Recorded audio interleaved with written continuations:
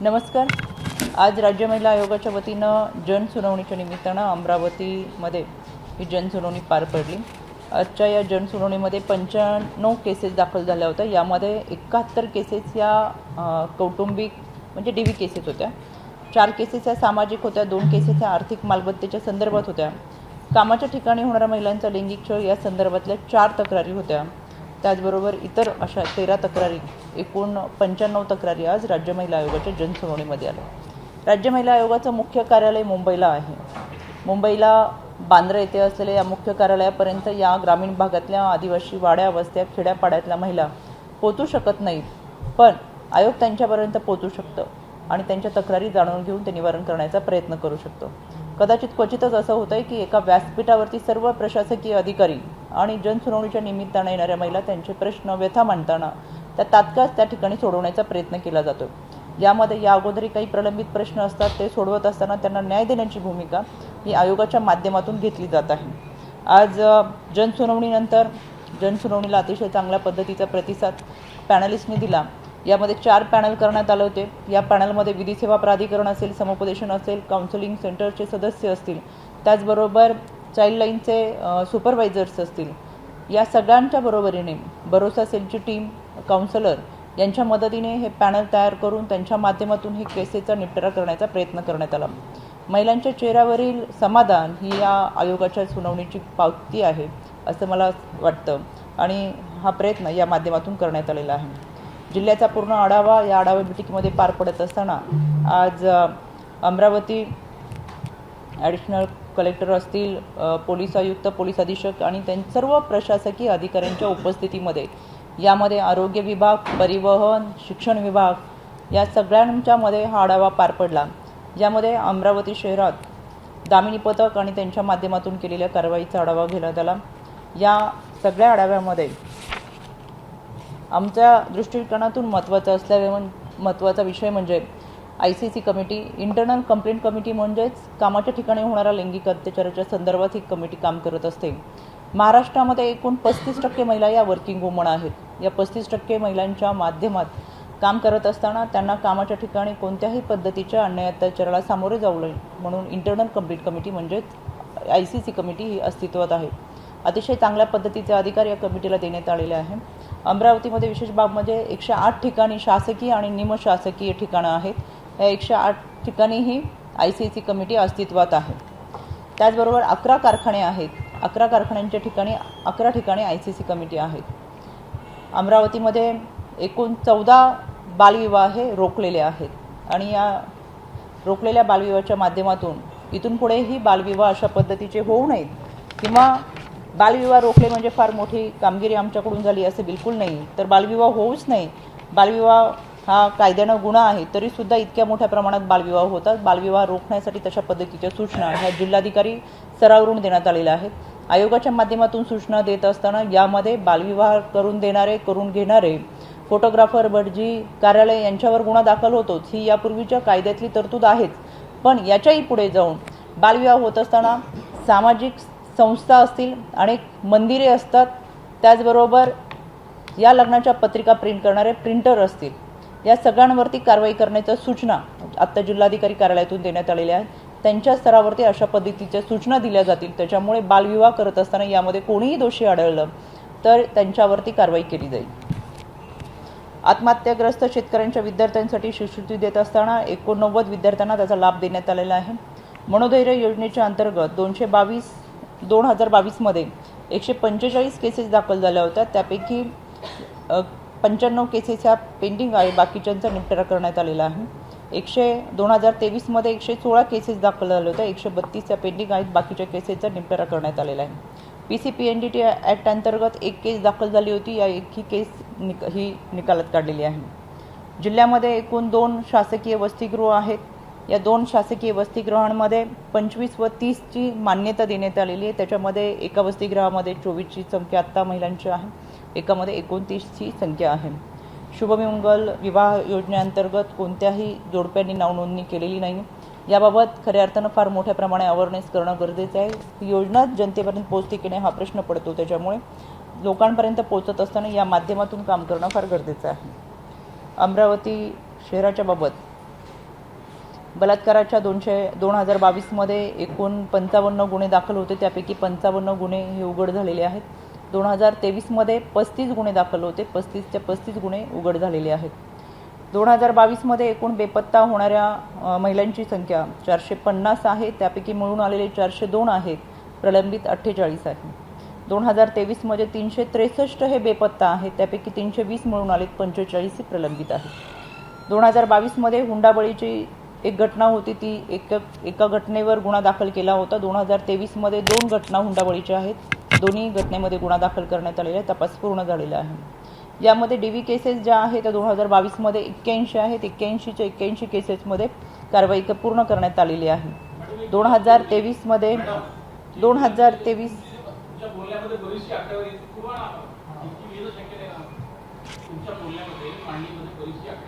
हे झाले की सविस्तर देते त्याच्यात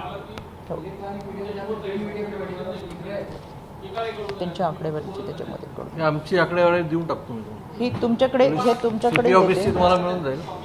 CP आणि दोन्ही देते, CP आणि SP ऑफिसचे दोन्ही आकडेवारी तुमच्याकडे देते. ही सविस्तर आकडेवारीसाठी ही प्रेस आपली ह्या मी वाचून दाखवायला लागले तर आपल्याला 1.5 तास बसावं लागेल, 1.5-2 तास.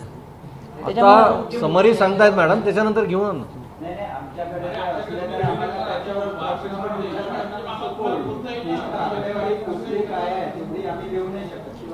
आता मॅडमने आढावा घेतला ना, ते सांगत आहे.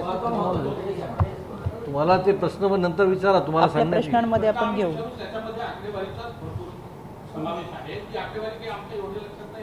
ठीक आहे. हे संपूर्ण आकडेवारी तुमच्यासाठीच आणलेली आहे आणि मी हे सगळे चार्ट आम्ही तुमच्यापर्यंत पोहोचवतो. ही सगळी आकडेवारी आहे ती तुमच्यापर्यंत देतो. आता उघाडी समरी सांगताना आढावा काय झाला हे तुम्हाला थोडक्यात सांगतो. पूर्ण आढावा हा 2 तास चालू होता, 3 वाजल्यापासून 5 वाजेपर्यंत. आपल्याला परत 3 ते 5 बसावं लागेल. पाठवून देतो तुम्हाला, तुमच्याकडे देतो.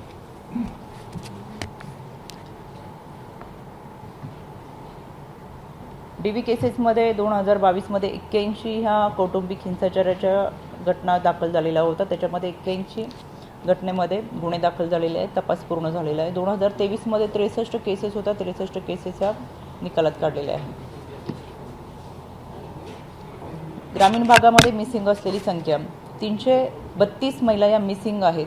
त्याच्यापैकी मिळून आलेल्या 526 आहेत, 206 अजून प्रलंबित आहेत. बलात्काराच्या घटना 126 आहेत, त्यापैकी 92 वरती कारवाई झालेली आहे, बाकीची कारवाई सुरू आहे. ग्रामीण भागामध्ये 31 पोलीस स्टेशन आहेत.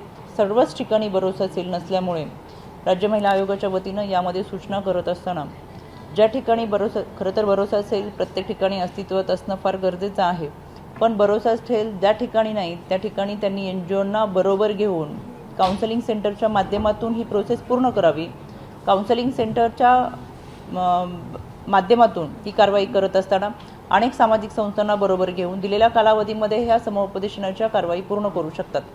यामध्ये भरोसा सेल ही अतिशय महत्त्वाची भूमिका राज्यामध्ये प्रत्येक पोलीस स्टेशनच्या भागामध्ये निभावत असतात. यामध्ये या भरोसा सेलच्या माध्यमातून कौटुंबिक हिंसाचाराच्या तक्रारी दाखल होतात. कौटुंबिक हिंसाचाराच्या संदर्भात त्याचा निपटारा करत असताना कुटुंब ही समाजाची व्यवस्था आहे, पाया आहे, तो टिकला पाहिजे. त्याच्यामुळे कोणतीही घटना त्वरित पोलीस स्टेशनमध्ये दाखल होणं किंवा ती न्यायालयात जाणं हे कुटुंब व्यवस्थेसाठी धोकादायक राहतं. त्याच्यामुळे काउन्सिलिंगच्या माध्यमातून भरोसा सेलच्या माध्यमातून ही कुटुंब टिकवणं फार महत्त्वाचे आहे आणि म्हणून त्यांचं काउन्सिलिंग होत असताना 3 टप्प्यामध्ये काउन्सिलिंग होतं. 3 काउन्सिलिंग झाल्यानंतर अर्जदार गैरअर्जदार यांच्यामध्ये जर समझोता झाला नाही तर ती तक्रार पुढे पोलीस स्टेशनला घेऊन गेली जाते. त्याच्यामुळे भरोसा सेल हा आपल्यामध्ये अतिशय महत्त्वाचा रोल घेऊन येत असतात आणि या भरोसा सेलच्या माध्यमातून आता तात्पुरत्या स्वरूपामध्ये संबंधित विभागाला सूचना दिलेल्या आहेत की त्यांनी सामाजिक संस्थांना बरोबर घ्यावं. भरोसा सेलसाठी या सामाजिक संस्थेच्या माध्यमातून काउन्सिलिंग करावं. विधी सेवा प्राधिकरण आपल्याबरोबर आहे, विधी सेवा प्राधिकरणाची यामध्ये सहाय्यता घेऊन अशा पद्धतीचं काउन्सिलिंग करून भरोसा सेलला ताकद देण्याचा प्रयत्न करावा. या ग्रामीण भागामधून आलेल्या 598 या DV केसेस आहेत. कौटुंबिक हिंसाचाराचा आकडा हा दिवसेंदिवस वाढतोय, त्यामध्ये ह्या केसेससुद्धा वाढतात आहेत. त्यापैकी 117 केसेस हा समझोत्याचा केसेस म्हणजेच त्या भरोसा सेलमध्ये बसून त्यांचं काउन्सिलिंग केल्यानंतर त्यांच्यामध्ये झालेला समझोता आजसुद्धा जनसुनावणीमध्ये एक समजुतीची केस आल्यानंतर एका गोष्टीचं समाधान म्हटलं की इतक्या तक्रारीमध्ये किमान कुटुंबामध्ये समजुता होऊन पुन्हा एकदा ही कुटुंब एकत्र येतात. 180 केसेसमध्ये गुन्हे DV केसेसमध्ये गुन्हा दाखल झालेला आहे आणि या सगळ्यांमध्ये आपल्याला पोलिसांच्या माध्यमातून करत असलेल्या या कारवाईचा आढावा घेत असताना शिक्षण विभागाने त्यांच्याकडे दिलेली अतिशय दुर्दैवी बाब मला अशी वाटते. एकूण शाळा आहे 2859, त्यापैकी 2718 शाळांमध्ये स्वच्छतागृह आहेत, पण 141 शाळा अशा आहेत की जिथे स्वच्छतागृहच नाही आहेत.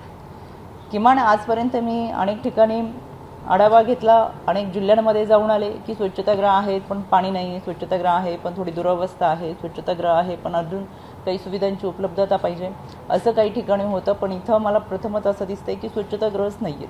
त्याच्यामुळे आपण जिल्हाधिकारी कार्यालयातून तशा पद्धतीच्या आता सूचना दिलेल्या आहेत की त्यांनी यासाठी तातडीने 3% विशेष तरतूद ही त्यांच्यामध्ये असताना स्वच्छतागृहांची उपलब्धता करून देणं किंवा त्याच्यामध्ये विशेष पातळीवर जाऊन काम करणं फार गरजेचं आहे. यामध्ये मुलींची संख्याही मोठ्या प्रमाणात आहे, जेणेकरून त्यांच्यासाठी स्वच्छतागृह हा विषय फार महत्त्वाचा आहे. इतक्या वेळ शाळेमध्ये बसल्यानंतर त्यांना स्वच्छतागृह नसणं हे खऱ्या अर्थानं दुर्दैवी. शिक्षा अभियान हा त्यांचा हक्क असताना सुद्धा त्यांना आपल्याला अशा पद्धतीच्या आरोग्य सुविधा देता येऊ शकत नाही, हे दुर्दैवी बाब आहे.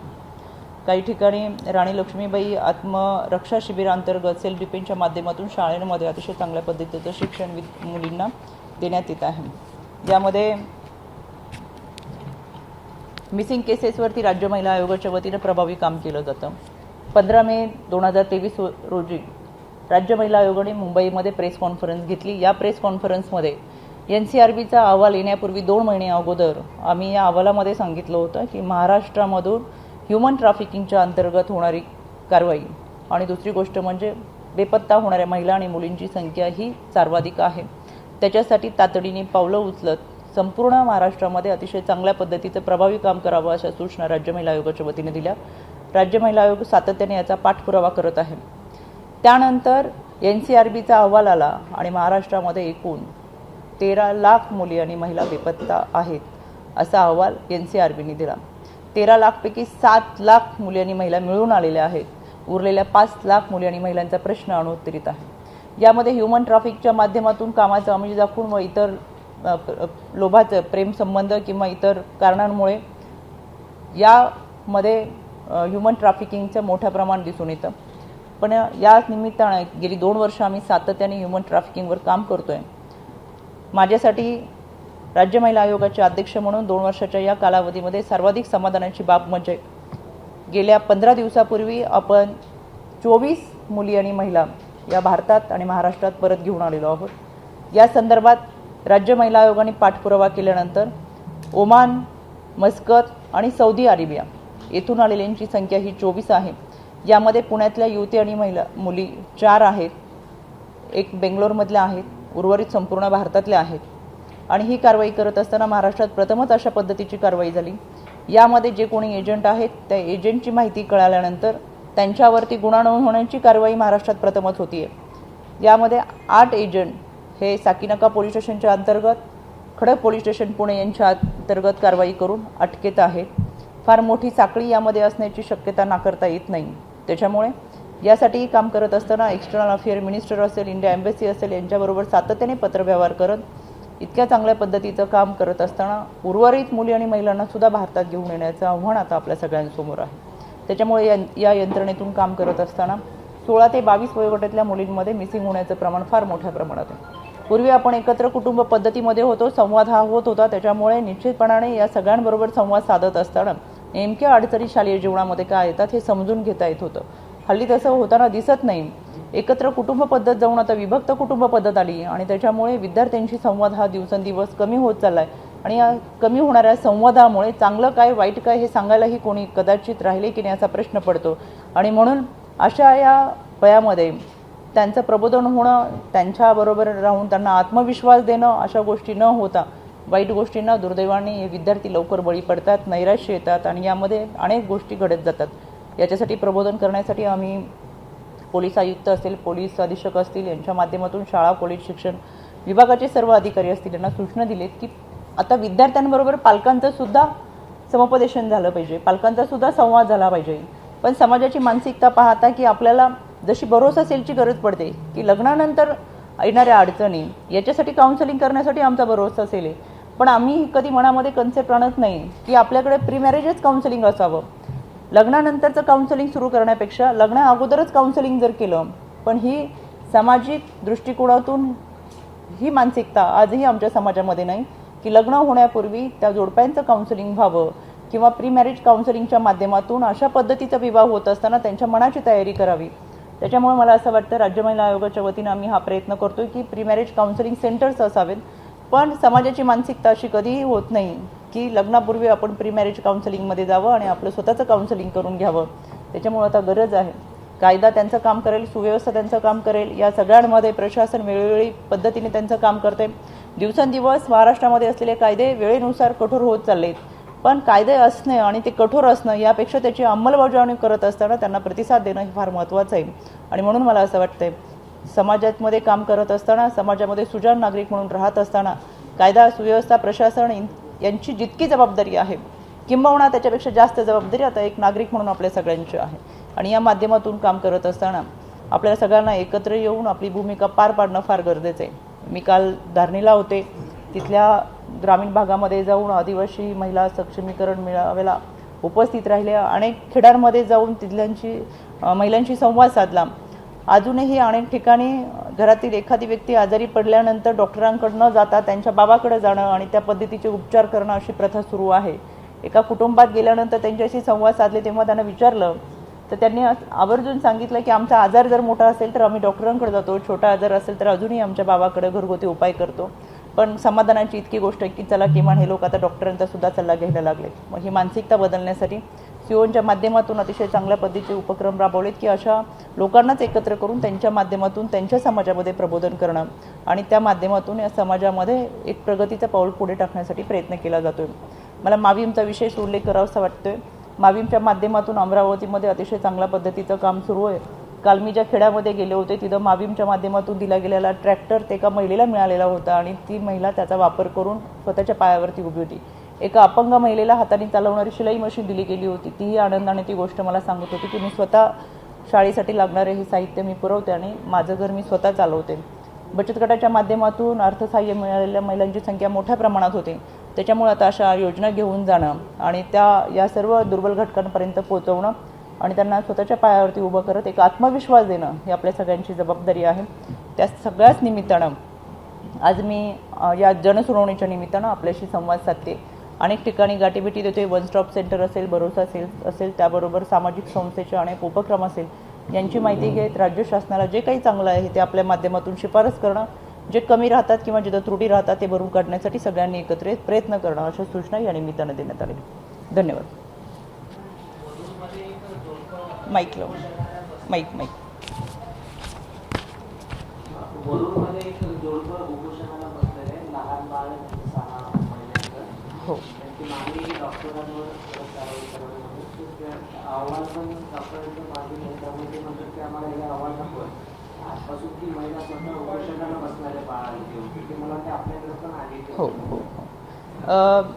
खुशाली ठाकरे राहणार वरूड असं अमरावती यांचे सोनोग्राफी रिपोर्ट संबंधात त्यांचे पती शुभम ठाकरे यांनी आपल्याकडे तक्रार केली. आज सकाळच्या जनसुनावणीमध्ये सर्वात प्रथम मी आज त्यांची भेट घेतली, ज्यामध्ये संबंधित या महिलेची गर्भधारणा कालावधीमध्ये सोनोग्राफी सेंटर अंतर्गत त्यांना जो अहवाल प्राप्त झाला होता, जो रिपोर्ट त्यांना सोनोग्राफी सेंटरमधून मिळाला होता, तर त्यांनी असं सांगितले की तो डॉक्टरांच्या निष्काळजीपणामुळे मिळाला. त्याच्यामुळे आमच्या बाळाची ही आत्ताची अवस्था आहे. 10 दिवसाचं बाळ असताना देखील त्याचं ऑपरेशन करण्यात आलं.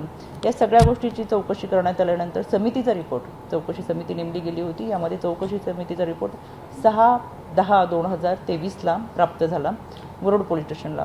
त्याच्यानंतर वरुड आजसुद्धा मी सूचना केल्यानंतर सकाळी CS ने परत एकदा त्यांची बैठक घेतली. आजच्या या दिवशी सकाळी बैठक घेऊनच त्यांनी हा अहवाल दिला, ज्यामध्ये पोलिसांना संबंधित डॉक्टरांनी असं सांगितलं की 2 वेळा सोनोग्राफी करण्यात आली. पहिल्या सोनोग्राफीमध्ये काही बाळाची कोणतीही अवस्था फारशी कळत नसल्यामुळे आम्ही त्यांना तसं सांगितलं होतं. दुसऱ्या सोनोग्राफीमध्ये आम्ही त्यांना स्पष्टपणे सांगितलं होतं की बाळामध्ये काही व्यंग आहे, तर या फॅमिलीने इकडे दुर्लक्ष केलं. तरीसुद्धा हा माझ्याकडे आत्ता आलेला अहवाल असा डॉक्टरांचा आहे. त्याचे रिपोर्टसुद्धा डॉक्टरांकडे आहेत की आम्ही संबंधित पालकांना याची सूचना दिली होती. त्याही पुढे जाऊन मी परत एकदा CS ला सूचना केलेल्या आहेत की यामध्ये त्या पालकांना आणि डॉक्टरांना यांना समोर बसून त्यांची चर्चा व्हावी. यामध्ये नक्की निष्पन्न काय होतं आहे, कायद्याच्या चौकटीमधून याच्यामध्ये कोणी दोषी त्याच्यावरती कारवाई 100% केली जाईलच, पण यामध्ये त्या बाळाचं नुकसान न होता याच्यामध्ये त्याच्यावरती कोणते उपचार करता येतील आणि त्याचबरोबर तशा पद्धतीच्या सूचना ह्या CS ला देण्यात आलेल्या आहेत.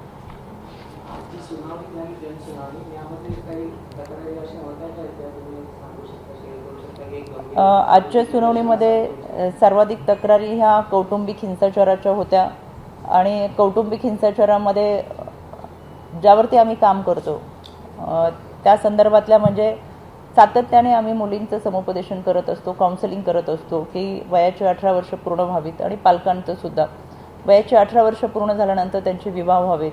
पण दुर्दैवाने आपल्याकडे बालविवाह मोठ्या प्रमाणात होतात. यामध्ये कदाचित दुसऱ्याही बाजू फार मोठ्या प्रमाणात आहेत, पण तरीसुद्धा शिक्षण नसल्यामुळे आणि आर्थिक अर्थार्जन न करता सासरी जाणाऱ्या मुलींची संख्या मोठ्या प्रमाणात आहे. त्याच्यामुळे 1-2 वर्षामध्ये त्यांचा हुंड्यासाठी होणारा छळ ही संख्या देखील मोठ्या प्रमाणात आहे. जरी कागदपत्रे आपण ती मांडत नसेल, समोर येत नसेल, तर ही वास्तविकता आपल्याला सगळ्यांना स्वीकारावी लागणार आहे, कारण आपल्या आजूबाजूला घडणाऱ्या घटना आहेत आणि यामधून त्यांचे होणारे हाल, होणारा त्रास आणि अन्याय मोठ्या प्रमाणात आहे. यातून वाढत जाणाऱ्या घटस्फोटाची संख्यासुद्धा मोठ्या प्रमाणात. वयाच्या 20व्या-21व्या वर्षीसाठी घटस्फोट मागणाऱ्यांची संख्या आजच्या या जनसुनावणीमध्ये मला अतिशय भयानक वाटली की जिथं कुटुंब व्यवस्था खऱ्या अर्थानं आपण समाजाचा पाया म्हणतो, तिथे 20व्या-21व्या वर्षीय मुलींना घटस्फोट घेण्यासाठी भाग पाडले जाते. अनेक मुलींनी तक्रार केली, त्यामध्ये पती नांदायलाच घेऊन जात नाही आहेत अशाही तक्रारी होत्या. त्यांना काउन्सिलिंगच्या माध्यमातून दोन्ही कुटुंबाचं समुपदेशन करणं फार गरजेचं आहे. म्हणून मी वारंवार सांगते की आमच्याकडे एखादी घटना घडून गेल्यानंतर आम्ही त्याच्यावर उपाय शोधतो, म्हणजेच आमच्याकडे भरोसा असेल आहे की काउन्सिलिंग करण्यासाठी. पण घटनाच घडू नये याच्यासाठी आमच्याकडे प्री मॅरेज काउन्सिलिंग नाही आहे, ते आम्ही राबवणं फार गरजेचं आहे. आणि म्हणून आम्ही राज्य महिला आयोगाच्या वतीनं राज्य शासनाला शिफारस करतोय की घटना घडण्यापेक्षा घडू नये याच्यासाठी आपण प्रयत्न करणं फार गरजेचं आहे. आणि म्हणून आता कुटुंब व्यवस्थेच्या या सिस्टीममध्ये सुद्धा बदल करणं गरजेचं आहे. आणि यामध्ये सध्या जग आहे ते तंत्रज्ञानाचं आहे. या स्पर्धेच्या युगामध्ये आता एका हातामध्ये मोबाईल आणि दुसऱ्या हातामध्ये मोबाईल आहे, एका हातामध्ये TV चा रिमोट आहे. या यंत्राच्या जगामध्ये आता वावरताना संवाद कमी झालेला आहे. त्याच्यामुळे माणसांची गर्दी वाढत असताना आजूबाजूला असलेला संवाद दिवसेंदिवस कमी होताना मनाचे कवाडेच बंद झालेत आणि म्हणून ह्या सगळ्या घटना इतक्या मोठ्या प्रमाणात घडतात आहेत. त्याच्यासाठी आता संवाद होण्यासाठी काउन्सिलिंग करावं लागणार आहे. कुठल्या होतं ते सकाळी सर त्यांना हे अहवालामधले किंवा सांगा त्यांना आता द्यायचं असेल तर.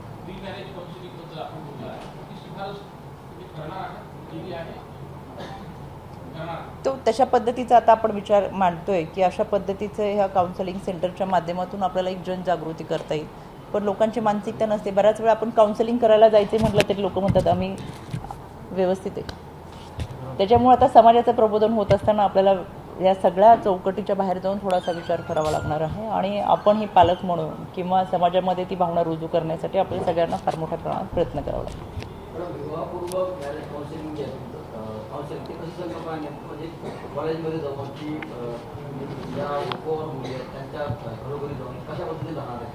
मला असं वाटतं की आपल्याकडे कायदे आता सगळ्यांना माहिती आहे की बालविवाह हा कायद्यानं गुन्हा आहे. सगळ्यांना माहिती आहे गर्भनिधन चाचणी कायद्यानं गुन्हा आहे. सगळ्यांना माहिती आहे हुंडा घेणं देणं कायद्यानं गुन्हा आहे. तरीसुद्धा ते होतात. कायदा इतका कडक असून सुद्धा अशा पद्धतीच्या घटना घडतात. म्हणजे एका बाजूला शासनाने कायदे करायचे आणि दुसऱ्या बाजूला काही घटकांनी काही लोकांनी ते कायदे तोडायचेच की काय, असं स्पर्धा चालू आहे की काय असं वाटतं. त्याच्यामुळे आपण काय करतो यापेक्षा त्या लोकांनी काही गोष्टी आत्मसात करत असताना आज सकाळी मी GS रायसोनी युनिव्हर्सिटीमध्ये होते. विद्यार्थ्यांशी संवाद साधल्यानंतर त्यांच्याशी इंटरॅक्शन करताना एका विद्यार्थिनीला विचारलं काही प्रश्न असते तर तिने सांगितलं की मला असं वाटतं की आता मुलांनी हुंडाच मागू नये. आता ह्याचंही समुपदेशन समाजात होणं गरजेचं आहे. त्यावेळेस मी तिला सांगितलं त्यांनी मागूच नाही ही एक बाजू आहे, पण दुसरी गोष्ट आपण तरी का द्यावा. आम्ही देणारच नसेल ते घेणारही मिळणार नाहीत. त्याच्यामुळे समाजाचं प्रबोधन आता असं व्हावं की आमच्यासाठी असलेले अधिकार, आमच्यासाठी असलेल्या घटना, आमच्यासाठी असलेले तरतूद भारतरत्न डॉक्टर बाबासाहेब आंबेडकरांनी तुम्हाला आणि मला संविधान दिलं, घटना दिली आणि या घटनाच्या माध्यमातून माणूस म्हणून जगण्याचा अधिकार दिला, तो जर आम्हाला माहीत असेल तर असे अनेक प्रश्न आहेत ते निर्माण होणार नाहीत असं मला वाटतं. त्याच्यामुळे संविधान वाचलं गेलं पाहिजे, संविधान घराघरामध्ये असलं पाहिजे, संविधानाचा अभ्यास केला गेला पाहिजे. त्याच्यामुळे आम्हाला आमचा अधिकार समजेल, जो त्याचा वापर करून आम्हाला ही यंत्रणा हाताळता येईल. मॅडम, तुम्ही आज आढावा घेताना एकूणच महिला कल्याण, बालकल्याण, प्रबोधन अशा सगळ्या विषयावर आपण सांगितलं आणि महिलांवर होणारे अत्याचार या सगळ्या दृष्टीने आपण आढावा घेतला. पण आपण आता जर बघितलं आधुनिक तंत्रज्ञानाच्या की मोठ्या प्रमाणात सेक्सटॉर्शन जे आहे मोबाईलवर होणारं त्याची संख्या मोठी आहे आणि त्याच्या मागं पडद्यामागं जे काही असणारे आहेत तर त्या महिला मोठ्या प्रमाणात आहेत. तर हे जे काही बॅड प्रॅक्टिसेस करणाऱ्या महिला आहे यांच्यासाठी काही म्हणजे काय करणार आहात पुढं आपण निर्बंध घालण्यासाठी? अतिशय महत्त्वाचा आणि गंभीर प्रश्न आहे. आमचं चांद्रयान चंद्रावर पोहोचलं पण आमचे प्रश्नाचं स्वरूप बदललं जरी असेल तरी प्रश्न तिथंच राहिलेले आहेत. 2 वर्षाच्या लॉकडाऊनच्या कालावधीमध्ये आपण सगळे ऑनलाईन आलो, ऑनलाईन शिक्षण सुरू झालं. या ऑनलाईन शिक्षणामध्ये अतिशय घाणेरड्या पद्धतीच्या वेबसाईट्सवर वेबसिरीजच्या माध्यमातून किंवा अनेक जाहिरातींच्या माध्यमातून नको असलेली जाहिराती ह्या विद्यार्थ्यांपर्यंत पोहोचवण्याचा प्रयत्न केला गेला. याच्यावरती खरं तर केंद्र शासनाचं कंट्रोलिंग राहतं. त्याच्यामुळे राज्य महिला आयोगाच्या वतीने यापूर्वी 2 पत्र केंद्र शासनाला पाठवलेले आहेत की अशा पद्धतीच्या वेबसाईट्स किंवा त्याची यंत्रणा आपण हाताळावी. त्याच्याबाबतचा कोणताही प्रतिसाद मला मिळालेला नाही. पण परत एकदा मी राज्य महिला आयोगाच्या वतीनं केंद्र शासनाला पत्र पाठवून आमच्या नॅशनल कमिशनला सुद्धा मी या संदर्भात अर्ज देईल, शिफारस करेल की आपणही यामध्ये लक्ष घालून अशा पद्धतीच्या यंत्रणेवरती कंट्रोल करावा. यामध्ये सायबर क्राईम ही दिवसेंदिवस वाढत असलेली एक घटना फार महत्त्वाची आहे. सायबरच्या माध्यमातून वाढणारी गुन्हेगारी फार महत्त्वाची आहे. ऑनलाईन फसवणुकीच्या माध्यमातून अनेक मुलींची फसवणूक केली जाते आणि फार मोठ्या प्रमाणात रॅकेटची असलेही नाकारता येत नाही. त्याच्यामुळे या ज्या समस्या सुरू झालेल्या आहेत, आमच्याकडे दिवसेंदिवस येणाऱ्या तक्रारींचं स्वरूपसुद्धा जर आता बदलत गेलं असेल तर यामध्ये सायबर क्राईम आणि ह्या ऑनलाईन पद्धतीचे फार मोठे प्रश्न निर्माण झालेले आहेत. याच्यासाठी फार मोठी चळवळ उभी करत ही यंत्रणा हाताळणं फार गरजेचं आहे असं मला वाटतं आणि राज्य महिला आयोग त्याच्यासाठी पुढाकार घेईल. ज्या काही महिला मुली आहेत त्यांचं कुठेतरी काउन्सिलिंग किंवा त्यांना कुठेतरी त्यांच्यावर निर्बंध घालण्यासाठी म्हणून नेमकं काय नक्की तेच कायद्यामध्ये अशा तरतुदी तर जरूर आहेतच, पण त्याचे अंमलबजावणी होणं गरजेचं आहे. पण येणाऱ्या काळामध्ये राज्य महिला आयोगाच्या वतीने याच्यावरती बंदी घालावी याच्यासाठी मागणी केली गेली.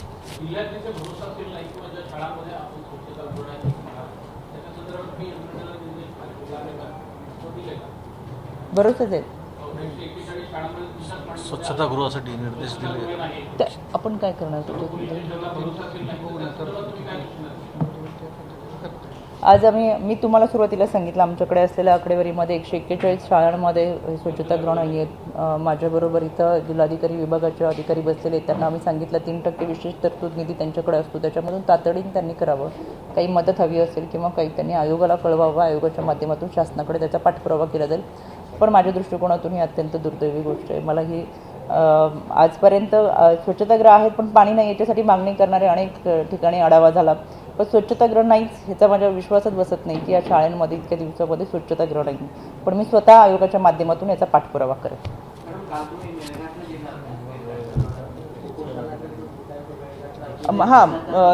हा कुपोषणाचा विषय बरं झाला आपण काढला.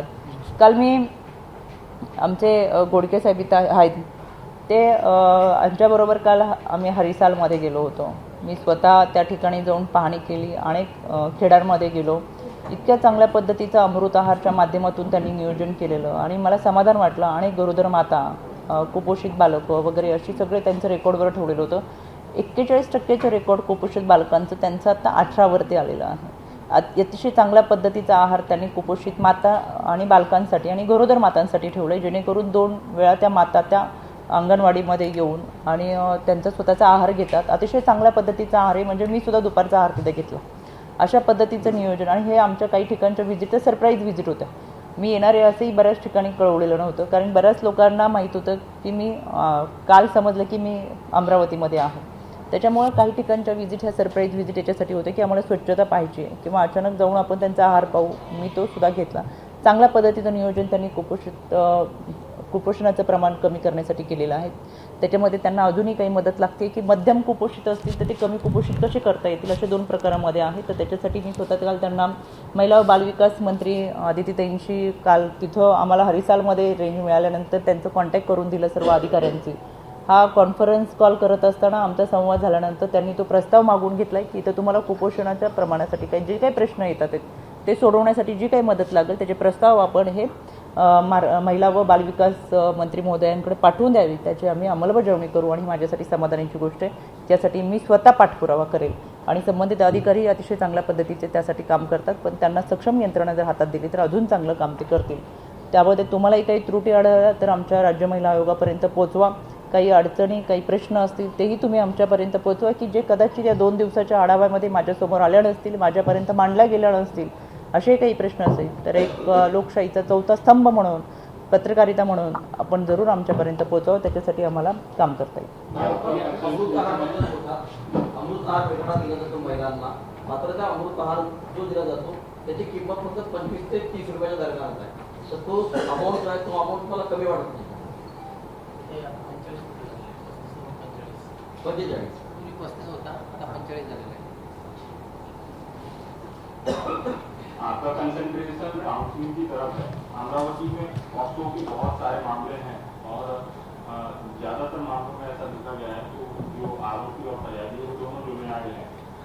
तो फीमेल को एक तरफ ट्रॉमा, मेंटली ट्रॉमा और सोसाइटी है उसके नेगेटिव एस्पेक्ट देखने को मिलते हैं, जबकि मेल जो वो भी जुर्माने है उसके साथ में प्रॉब्लम ये रहती है कि उसको एक अपराधी की दृष्टि से देखा जाता है.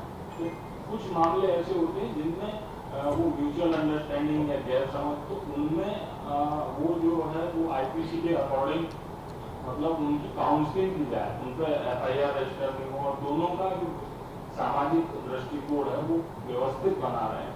इसके लिए आप जो काउंसलिंग प्री मैरिज काउंसलिंग की बात कर रहे हैं, इसके लिए आप क्या करने वाले हैं? पॉक्सो के बारे में जो आपका कहना है और बाकी के रिलेशन के बारे में, तो मुझे ऐसा लगता है कि जितने सारे केसेस मेरे पास आ गई तो ये अलग अलग ढंग के रह गए. तो मैंने पहले ही आपको बताया कि बहुत सारे केसेस ऐसे हैं कि पहले काउंसलिंग के बारे में हमें पहला काउंसलिंग करना चाहिए, प्री मैरिज काउंसलिंग. वैसा तो नहीं होता, उसके बाद हम काउंसलिंग के लिए टीम तैयार है कि नहीं, ऐसे इधर के हम कहानी तैयार कर लेते हैं. तो मेरा ये कहना है कि हमें हर सिस्टम में काम करना ज़रूरी है. हमारे यहाँ आए हुए सभी केसेस में 18 साल से 22 साल तक आने वाली लड़कियां आज ज़्यादा थी. मेरे लिए बहुत दुर्दैवी बात है. इसलिए हर सिस्टम में काम करते हुए हर किसी की जिम्मेदारी है कि हम इस सब को साथ लेके काम करें. अगर स्टूडेंट हो, यंग जनरेशन है, हम पुलिस के साथ हैं और हमारे साथ आरोग्य विभाग है, शिक्षण विभाग है, सबको साथ लेके हम कुछ तैयारी और सिस्टम करें कि जिसके वजह हमें अच्छी तरह से इनको फैसिलिटी देने के लिए हम खुद हमारे ऊपर ये जिम्मेदारी ले कि नहीं हमें करना चाहिए. और इसके लिए आज हम कोशिश कर रहे हैं. इसके लिए हमें आपकी भी साथ चाहिए. चॅलेंजिंग काय वाटलं नेमकं? काही अशा घटना असतात की चॅलेंजिंग असतात पण त्या तुम्ही सोडवल्या, नेमकं आयोगानं सोडवल्या, त्याची ही चांगली असते त्या परिवाराला पण आणि तुम्हाला पण, त्या पण महिला वगैरे काहीतरी असं काहीतरी या दरम्यान आपल्याला आढळलं, अशा काही केसेस आढळल्या की ते चॅलेंजिंग होत्या आजच्या का ओव्हरऑल सगळ्या? एखादी त्याच्यामध्ये चॅलेंजिंग असतं, एखादी चॅलेंजिंग आजच्या दिवसाची ना, आजच्या दिवसाची किंवा या काही दिवसाची आजच्या दिवसाच्या केसेसमध्ये चॅलेंजिंग केसेस असं म्हणता येणार नाही. माझ्यासाठी सगळ्याच केसेस चॅलेंजिंग होत्या, कारण की ते सोडवणं आणि त्यांना न्याय देणं हे माझ्यासाठी फार महत्त्वाचं होतं. आजच्या या केसेसमध्ये आलेल्या मी आवर्जून विचारायचे की यातली 3 महिन्यामध्ये मिसिंग केसेसचा जर शोध लागला नाही तर तो आपण केस ह्युमन ट्रॅफिकिंगकडे डायव्हर्ट करतो. त्याच्यामुळे इथे ज्या केसेस आलेल्या आहेत त्या केसेसमध्ये मिसिंग केसेसच्या पुढे जाऊन त्या कोणत्या ह्युमन ट्रॅफिकिंगकडे गेलेल्या आहेत का, तर अमरावतीमध्ये अशी एकही केस नाही की ते आपण जसं इतर ह्युमन ट्रॅफिकिंगच्या केसेसमध्ये आपल्याला सापडलं आहे. मग पुणे, मुंबई, नागपूर, ठाणे भागामध्ये असतील तशा अमरावतीमध्ये नाही आहेत. पण अशी एखादी केस जरी असेल तर ती फार मोठी साखळी असू शकते, चेन असू शकते. एजंटच्या माध्यमातून असं काही झालं आहे का हे पाहण्यासाठी मी आज सूचना केलेल्या आहेत. पण असं नाही, ही माझ्यासाठी समाधानाची गोष्ट आहे. पण येणाऱ्या सगळ्याच केसेसमध्ये मग त्या महिलांच्या असतील, अंतर्गत तक्रार निवारण समितीच्या संदर्भातल्या केसेससुद्धा आहेत, ज्यामध्ये जसं आपण सांगितलं असे सोनोग्राफी सेंटरच्या माध्यमातून जर असं कोणाची फसवणूक होत असेल तर PCPNDT ॲक्टनुसार सुद्धा आम्ही अचानक धाडी टाकून त्यांनी कारवाई करावी अशा देखील आज सूचना केलेल्या आहेत. त्याच्यामुळे माझ्या दृष्टिकोनातून आलेल्या सगळ्या केसेसना न्याय देणं हे फार महत्त्वाचं आहे. अमरावतीमध्ये एका शाळेमध्ये आणि महाविद्यालयामध्ये मुलींवर लैंगिक अत्याचार झाले. त्यातच शाळा आणि महाविद्यालयांमध्ये मुलींवर अत्याचार होऊच नये याकरता संबंधित शिक्षकांचं काउन्सिलिंग किंवा संबंधित महाविद्यालय किंवा शाळांमध्ये काउन्सिलिंग असं काही आपल्या आयोगाकडून होईल का? महाविद्यालयामधले म्हणजे महाविद्यालय आणि शाळा हां काउन्सिलिंगची आपण सूचना दिलेल्या आहे आणि मगाशी ते 2 केसेस होती त्यातली काढलेली होती ना आपण. तुमच्या माहितीसाठी सांगते हे त्यांना PDF पाठवतोय. ते ह्याच्यामध्ये माहिती सविस्तर मेलघाट दौरे के वहाँ पर आपको ज्ञापन किया गया सुशांता स्कूल है और एक खाली स्कूल है वहाँ पर 2 लड़कियों के साथ में अत्याचार आधे मीट वगैरह की जांच कल मेलघाट आदिवासी संगठन ने आपको ज्ञापन दिया ऑलरेडी त्याचं हे जे सांगतात ना त्यासाठी आपण कारवाई करत ऑलरेडी आहे. आपलं आणि एवढे शाळा तुमच्या आणि सतत प्रक्रिया सुरू पण असते. याच्यामध्ये विद्यार्थ्यांच्या बाबत जो प्रश्न विचारला होता तो शाळा कॉलेजच्या मध्ये, तर हे सगळं तुमच्याकडे पाठवण्याची व्यवस्था आपण करू. त्यांनी जवळजवळ आत्तापर्यंत 150 मुख्याध्यापकांना एकत्र करत 600 प्राचार्य मुख्याध्यापक शिक्षक यांना मार्गदर्शन करून सगळ्यांना या पद्धतीची माहिती देत अतिशय चांगल्या पद्धतीचं नियोजन केलेलं आहे.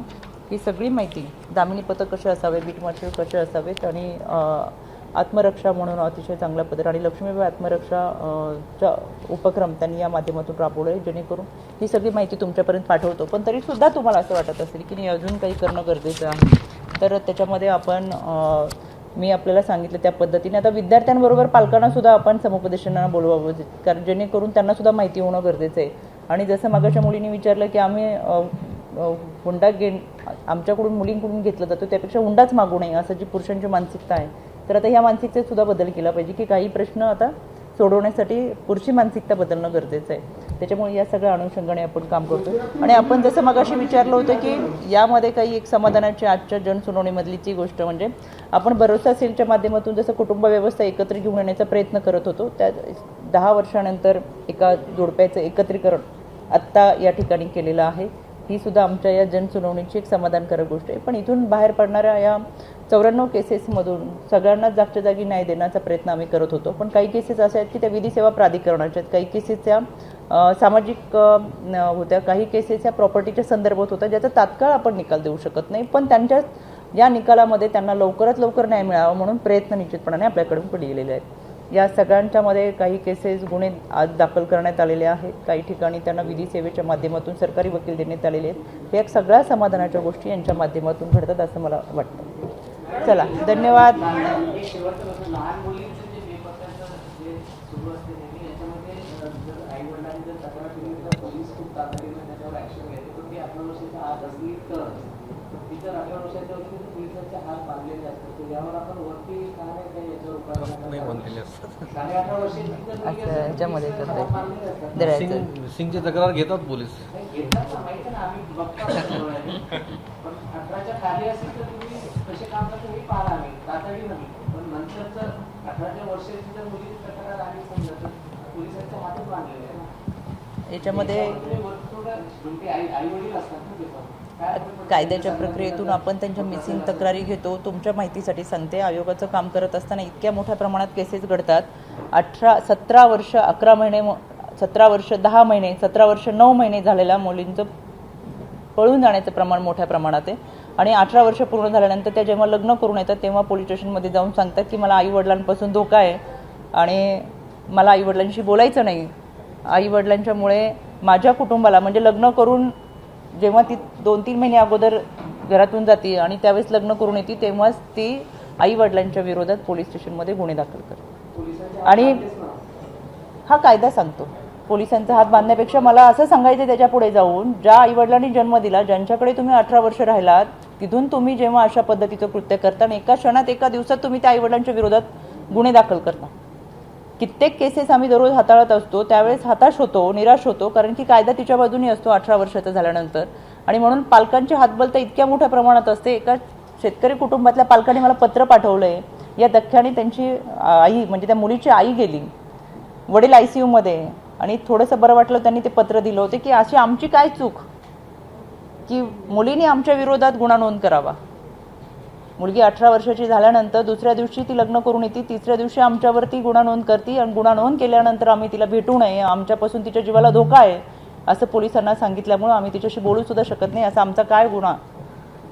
असे हातात झालेले पालक जेव्हा येतात तेव्हा आपल्याच समोर प्रश्नचिन्ह उभं राहतं. त्याच्यामुळे कायद्याच्या चौकटीतून आता याच्यामध्येही काही चर्चासत्र घेऊन किंवा तज्ज्ञ लोकांचं मार्गदर्शन घेऊन याच्यामध्ये काही करता येईल का हे पाहणं आता आयोगाला सुद्धा महत्त्वाचं वाटायला लागलं. आपण पुढाकार घ्यावा असं नक्की पुढाकार घ्यावा, पण प्रत्येकाला असं वाटेल की आमचं व्यक्ती स्वातंत्र्य 18 वर्षानंतर आपण त्यांना सज्ञान म्हणतो आणि त्या कायद्याच्या चौकटीतून त्यांना सज्ञानतेची भूमिका पार पाडत असताना ह्या सगळ्या गोष्टी करत असताना त्यांच्या स्वातंत्र्यावर गदा येत नाही ना, हाही प्रश्न उपस्थित करणारे अनेक जण आहेत. त्याच्यामुळे एक प्रश्न होता, आज जिल्ह्याभरातील महिला इथे दाखल झाल्या. काही ग्रामीण क्षेत्रातील महिला आता छोटे छोटे बाळ होते त्यांचे, सकाळपासून महिला बसलेल्या होत्या. आपण निर्देश दिल्यानंतरही प्रशासनाने कुठलीच व्यवस्था केली नाही, पाण्याची नाही, बिस्किट पुऱ्यावर नाही ठेवलं. खरंच कारवाई करतील का प्रशासन? तुम्ही ज्या आदेश दिले त्या आदेशानुसार मला असं वाटतंय न्याय मिळेल का? मला असं वाटतंय माझ्याकडे जेव्हा ही मला कल्पना नव्हती की अशा पद्धतीचं जिथं आहे तिथं ते स्थानिक प्रशासन व्यवस्था करत असतात, पण मी सूचना केल्यानंतर त्यांनी तातडी आणि सकाळपासून प्रत्येकासाठी ती व्यवस्था त्यांनी बिस्किट आणि इव्हन तुमच्या भाषणाच्या वेळेस मुलं रडत होते तर महिला बाहेर निघून गेल्या, तुमचं भाषण ऐकलं सुद्धा नाही, अशी सुद्धा आहे आमच्याकडे. माझ्यासमोर तेव्हा ते छोटे छोटे बाळ होते ना. आताही मी जेव्हा बोलत होते त्यावेळेस हॉलमध्ये बसायलाही जागा नव्हती, एवढी समोर गर्दी होती. लहान मुलं ही लहान असतात, प्रशासनाने त्यांची व्यवस्था केली होती आणि मी सांगितल्यानंतरही त्यांनी अजून त्या व्यवस्थेमध्ये वाढ केली. म्हणजे मला असं वाटतं की एक बिस्किट दिलं, एक बिस्किट एका बिस्किट महिला आयोगाच्या एक बिस्किट इथून सुद्धा महिला आल्या होत्या. माझ्याकडे व्हिडिओ आहे. ताई तुम्ही आधी दिल्यानंतर एक पुढा वाटतो हे बघा ना. तुम्ही त्यांना जनसुनावणी आहे मॅडम, पूर्वनियोजित आहे, पूर्वनियोजित आणि त्याला येणाऱ्या केस पूर्वनियोजित आहे. व्हायला नको त्याचं 150 किलोमीटर लांब मेळघाटातून महिला न्याय त्यांना किंवा जेवणाची व्यवस्था वगैरे जर तुम्हाला करणं शक्य असेल आमच्या पूर्ण आता त्याच्यापुढे काहीच नाही. ह्या सगळ्या व्यवस्था मला असं वाटते की स्थानिक प्रशासनाकडे असतात. आम्ही पुढच्या वेळेस त्यांना सूचना करू, पण आजपर्यंत माझ्याकडे असा प्रश्न कोणीही मांडला नाही. फर्स्ट टाइम माझ्याकडे. सांगितलं तिथे 30 सभा झाल्या माझ्या, पण असं होतं ना, असं पुढे पण आजपर्यंत माझ्याकडे कोणत्याही मी 30 जिल्हे फिरले असे प्रश्न पुढेही आले नाहीत. सगळ्यात महत्त्वाचं, एक आई स्वतःच्या बाळाची इतकी काळजी घेत असते, तिच्या गर्भात वाढणारं बाळ ती जेव्हा घेऊन घराच्या बाहेर पडते त्याची सगळी व्यवस्था करून ती बाहेर पडलेली असते. ती कुणाच्याही भरोशावर बाळाला घराच्या बाहेर काढत नाही, हे सगळ्यात महत्त्वाचं. दुसरी गोष्ट, यामध्ये त्या तक्रारी अनेक वर्षानुवर्ष घेऊन आलेल्या असतात, त्यांच्या अनेक दिवसांपासून त्या अडचणीत असतात, त्यांना न्याय मिळावं हे प्राधान्यक्रम त्यांच्यासाठी असतो. त्याच्यामुळे मला वाटत नाही अशा पद्धतीच्या तक्रारी त्या कोणी मातांनी केलेल्या असतील. हे त्यांनी वाढलेले बिस्किटचे पुढे.